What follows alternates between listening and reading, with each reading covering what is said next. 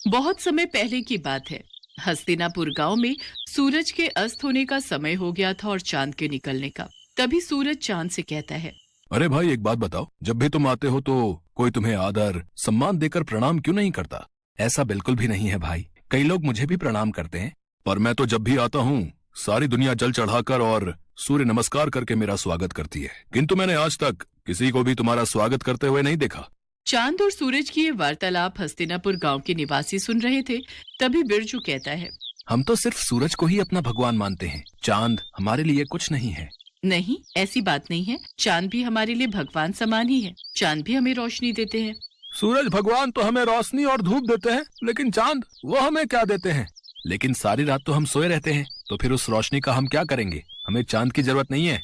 हाँ, अगर चांद नहीं भी आएगा तो हमें कोई फर्क नहीं पड़ेगा। हाँ, उसका होना ना होना एक ही बात है। तुम ये क्यों भूल रहे हो? करवा चौथ वाले दिन इन्हीं की पूजा करने के बाद तुम्हारे लिए रखा गया व्रत पूरा होता है। लेकिन शुरुआत तो सूरज भगवान की पूजा से ही होती है। गांव वालों की बातें चांद और सूरज बड़े ध्यान से सुन रहे थे। उनकी बातें सुनकर सूरज तो खुश हो गया, लेकिन चांद थोड़ा उदास हो गया। फिर सूरज चांद से कहने लगा, देखा, हस्तिनापुर के लोग भी मुझे ही अपना भगवान मानते हैं और उनकी नजर में तुम्हारी कोई अहमियत नहीं है, परंतु मैं भी तो इन्हें रोशनी देता हूँ, और अगर मैं ना रहूं तो मेरे बिना इनकी जिंदगी भी अस्त व्यस्त हो जाएगी। ये तुम्हारी गलतफहमी है। इन लोगों को तुम्हारी बिल्कुल भी जरूरत नहीं है।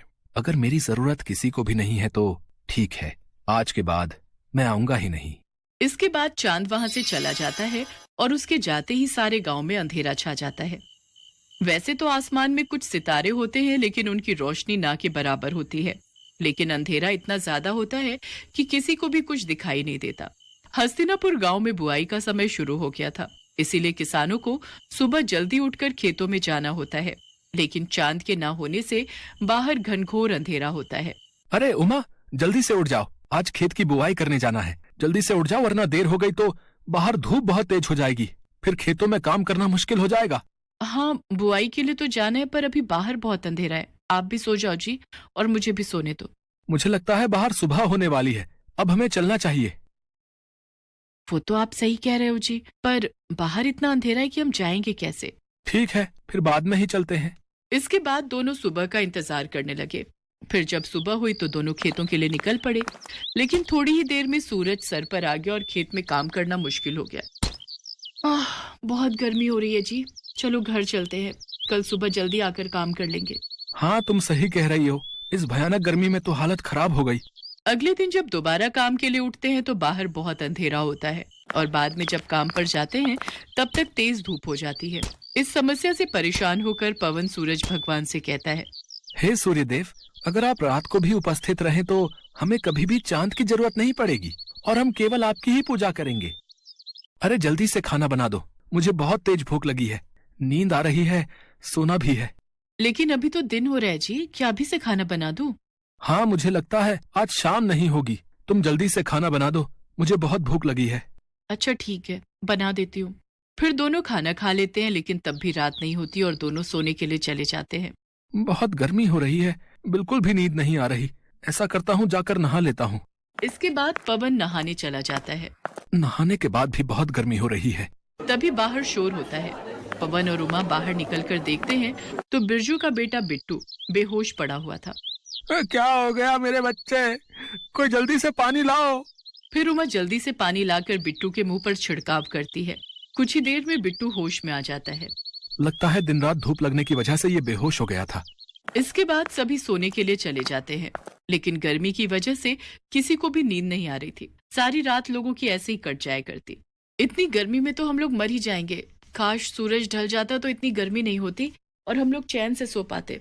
चुप रहो तुम, थोड़ी सी गर्मी सहन नहीं कर सकती? ऐसे ही एक हफ्ता बीत जाता है, लेकिन हस्तिनापुर के लोग बिल्कुल भी चैन से नहीं सो पाते, और देखते ही देखते कई लोगों की तबीयत बिगड़ने लगती है। ये सब तुम्हारे कारण ही हो रहा है। ना तो तुम चांद का अपमान करते और ना तो वो यहाँ से जाते। इसके बाद पवन बाहर जाकर सूर्यदेव से प्रार्थना करता है, हे सूर्य देवता, अब से आप केवल दिन में ही रहिए, हम आपकी गर्मी सहन नहीं कर पा रहे हैं, रात को हमें चांद की ही जरूरत है।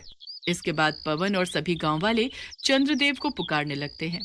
हे चंद्रदेव, हमें माफ कर दीजिए, हमें आपकी भी उतनी ही जरूरत है जितनी सूरज की। हाँ चंद्रदेव, जहाँ दिन सूरज के बिना अधूरा है, वहीं रात आपके बिना अधूरी है।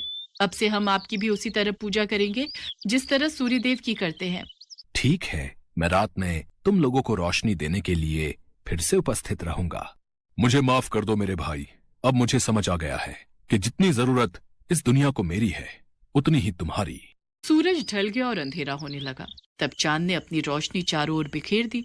इसके बाद सभी गांव वालों ने सर झुकाकर चांद का स्वागत किया और सभी गांव वाले पूरे 1 हफ्ते बाद चैन की नींद सोए।